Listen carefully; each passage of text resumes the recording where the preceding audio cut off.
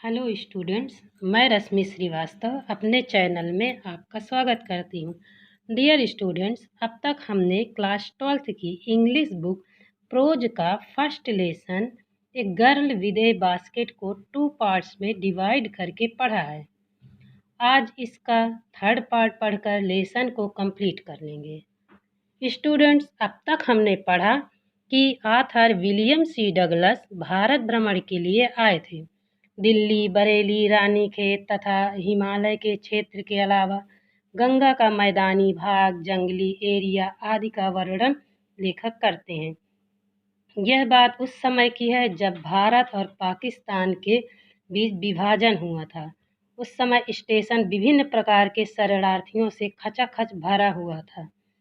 जब लेखक एक स्टेशन पर लोगों से बात कर रहे थे, उसी समय बहुत सारे शरणार्थी बच्चों ने उन्हें आकर घेर लिया।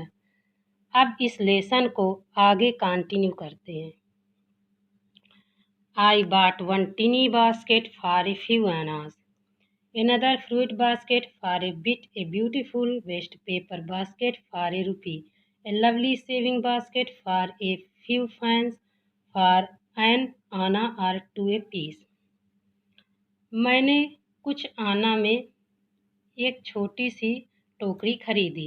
एनदर दूसरी फल रखने के लिए एक डलिया खरीदा और एक सुंदर सा रद्दी कागज रखने के लिए 1 रुपए में डलिया खरीदी। A lovely sewing basket for a few fines और एन आना और 2 पीस। और सिलाई का सामान रखने के लिए एक बास्केट खरीदी। कुछ पंखे, एक आना या 1-2 पीस पंखे कुछ आने में खरीदे। My arms were filled and I had spent not 50 cent. मेरे हाथ भर गए और अभी तक मेरे 50 सेंट्स भी नहीं खर्च हुए थे।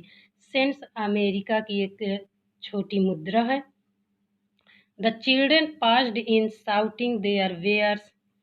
जो बच्चे वहाँ से आकर गुजरे वो अपने सामान बेचने के लिए चिल्ला रहे थे। I was a prisoner completely surrounded unable to move. मैं उस समय चारों तरफ से बच्चों से घिरा हुआ था और सामान भी लिया हुआ था जिसमें मैं हिलने में भी असमर्थ था। ऐसा लग रहा था जैसे मैं कोई कैदी बन गया था। The most diligent aggressive vendor was a beautiful girl of 9 right in front of me. सबसे अधिक परिश्रमी और एक गुस्सैल विक्रेता जो 9 साल की सुंदर लड़की थी वो मेरे जस्ट सामने खड़ी हुई थी। She had a lovely basket with a handle. उसके पास हैंडल वाली सुंदर सी टोकरी थी। And she wanted a rupee and a half for it और अबाउट 30 सेंट। और वो उसको 1.5 रुपये या लगभग 30 सेंट में बेचना चाहती थी। She was an earnest pleader. वह बहुत ईमानदार प्रार्थी थी। There were tears in her eyes. उसकी आंखों में आंसू थे। She pleaded and begged in tones that would ring any heart. वो इतनी विनम्रता से अपनी आवाज़ में बोली, विनम्र आवाज़ में बोली कि उससे किसी का भी हृदय द्रवित हो सकता है। रिंग एनी हार्ट मीन्स होता है स्टूडेंट्स हृदय द्रवित हो जाना। ये एक ईडियम फ्रेज है, इसका वाक्य प्रयोग भी आता है। तो इससे लेखक का हृदय द्रवीभूत हो गया। My arms were full, I had no room let alone any need for another basket. मेरे हाथ भर गए थे। आई हैड नो रूम, मेरे पास जगह भी नहीं थी। यहाँ रूम का मीन्स मतलब होगा जगह से। लेट अलॉन्ग एनी नीड, और मुझे ज़रूरत भी नहीं थी, दूसरी टोकरी की ज़रूरत भी नहीं थी। Balancing my basket and fines on my left arms, I reached into my right coat pocket and got a handful of change, perhaps 15 cents in all, which I deposited in the basket that the young girl held imploringly before me. मैंने अपने हाथों में balance बनाते हुए बाएं हाथ में सारा सामान संभाल लिया और अपने हाथ को मैंने कोट की दाईं पॉकेट में डाला। रीच्ड इनटू मीन्स होता है हाथ डालना, हाथ बढ़ाना। and got a handful of change, perhaps 15 cents in all. और मैंने कुछ चेंज पाया, लगभग 15 सेंट्स के लगभग थे, जिसको मैंने which I deposit in the basket that the young girl held imploringly before me. इसको मैंने उस लड़की के डलिया में डाल दिया जो मेरे सामने विनम्रता पूर्वक रिक्वेस्ट कर रही थी। I tried to explain that I could not buy the basket. मैं उसको समझाना चाह रहा था कि मैं अब टोकरी नहीं खरीद सकता, but extended the gratuity as a substitute. बल्कि इसके बदले में मैंने सब्स्टिट्यूट मीन्स होता है उसके बदले में मैंने उपहार स्वरूप कुछ पैसे उसको दे दिए। I realised at once what offence I had given.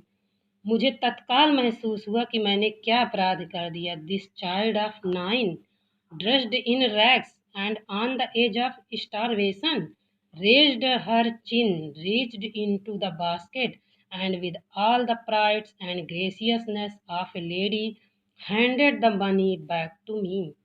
ये 9 साल की बच्ची जो फटे चिथड़े कपड़े पहनी थी और भूखमरी के कगार पर थी, उसने अपना चेहरा ऊपर उठाया और एक स्त्री की भांति गर्व और शान से टोकरी में अपना हाथ डाला और मेरे पैसे वापस कर दिए। There was only one thing I could do. अब मैं केवल एक ही काम कर सकता था। I bought the basket. मैंने टोकरी खरीदा। She wiped her eyes, smiled and dashed down the platform, headed for some grass hut that would have at least 30 cents that night. उसने अपने आँखों से आंसू पोंछे, मुस्कुराई और प्लेटफॉर्म से दौड़ती हुई कहीं घास की झोपड़ी की ओर आगे बढ़ी। उस रात उसके पास कम से कम 30 सेंट्स थे। I told this story to prime minister Pandit Jawaharlal Nehru. मैंने ये कहानी उस समय के तत्कालीन प्रधानमंत्री पंडित जवाहरलाल नेहरू को सुनाई। I told him it was one reason I had fallen in love with India. मैंने उनसे बताया कि यही एक कारण है जिससे मैं भारत से प्रेम करने लगा। The people I saw in India, those in the village as well as those in high office, have both pride and a lively sense of decency and citizenship. लेखक आगे कहते हैं कि जिन लोगों को मैंने भारत में देखा, वे चाहे ग्रामीण क्षेत्र के हों या अधिकारी वर्ग के हों, दोनों में ही गर्व, शिष्टाचार एवं नागरिकता के प्रति एक जीवन स्फूर्ति का मिश्रण पाया। They also have a passion for independence. उनमें एक प्रकार का स्वतंत्रता के लिए भी एक प्रकार का तीव्र भावना है। This beautiful child born in squalor and poverty, uneducated in both grammar and manners, had given me a glimpse of warm soul of India. यह सुंदर बच्ची जो गंदगी और गरीबी में पैदा हुई है, व्याकरण और तौर तरीके शिष्टाचार में भी अशिक्षित है, उसने मेरे लिए भारत की उदारता तथा जीवंत आत्मा की एक झांकी प्रस्तुत कर दिया। Thanks for watching.